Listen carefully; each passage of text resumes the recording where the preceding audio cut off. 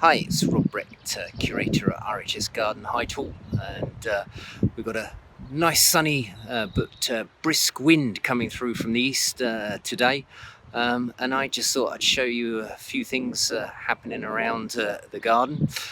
Here we've got the hilltop lawn in the background along with the farmhouse, and as I sort of pan round we've got then the top pond with the continued lawn, with then in the corner the far side just to the back is the woodland garden that's been looking absolutely spectacular this spring. And as I pan round a little bit further, you can start to see the yellow of a particular tree, one of my favourite trees in the garden. This is Ulmus parvifolia frosty, the yellow being the leaf just about emerging now, and completely in splendour. But what I thought is actually what I'd do is actually just concentrate a little bit today on our fabulous lawns that we have here.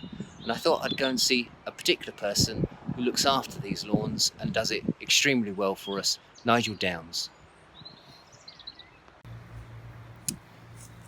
And here's the man himself, Nigel, who's going to hopefully tell us a little bit more about lawn care at this time of year.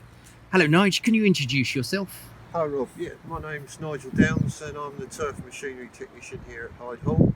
I'm going to show you a couple of jobs that you could be doing this time of the year to your lawn. And the first one is aerating.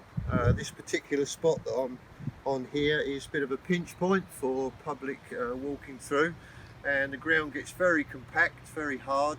So what I'm doing is aerating the soil with a normal garden fork, and you push it in as far as you can, hopefully get it into the full depth, and as you heave back you can see the grass moving and the soil breaking up.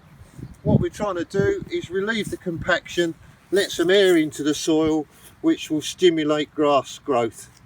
A lot of people make a little bit of a mistake with this. They generally push the fork in and then try and wiggle it and pull it straight out, but the aim of the job is to push that fork in, and as you can see, heave back and break that soil compaction, which will stimulate root growth, and when we water it, the water will penetrate down to the root base. How many times a year do you do this sort of thing? We normally do it as much as we possibly can, more in the autumn because of creating more of a drainage for the winter, but we do it all year round, all while the conditions are suitable to do it. Sometimes we will do it before irrigation, so we know the water will get down further into the roots, but you can do it any time of the year, providing the soil is moist enough and it doesn't dry out too much. And as you can see, it doesn't take too much effort to do that.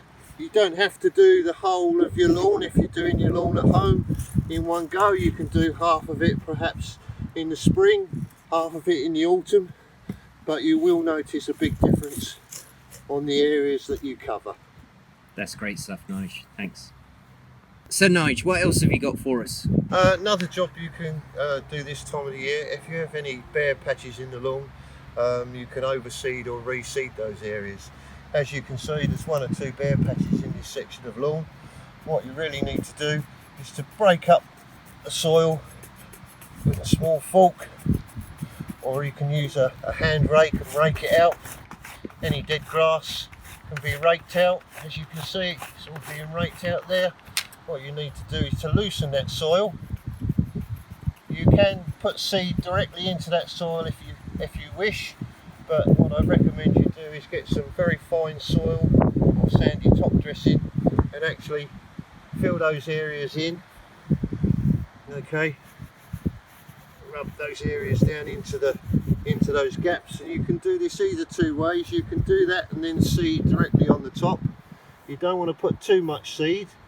If you put a lot of seed on, what will happen is it will dampen off and the seed will rot. So just a general sprinkling of seed, or if you want to, you can mix that seed in with the soil before you put the soil in. So just generally mix it in, and again fill in those patches, and you can either brush it in with the hand on a small area, or if you've got a bigger area, a rubber rake or a soft broom will do the job. And then obviously those areas you will try and water as much as you can, and within a couple of weeks, if the seed's fairly fresh, you should see germination.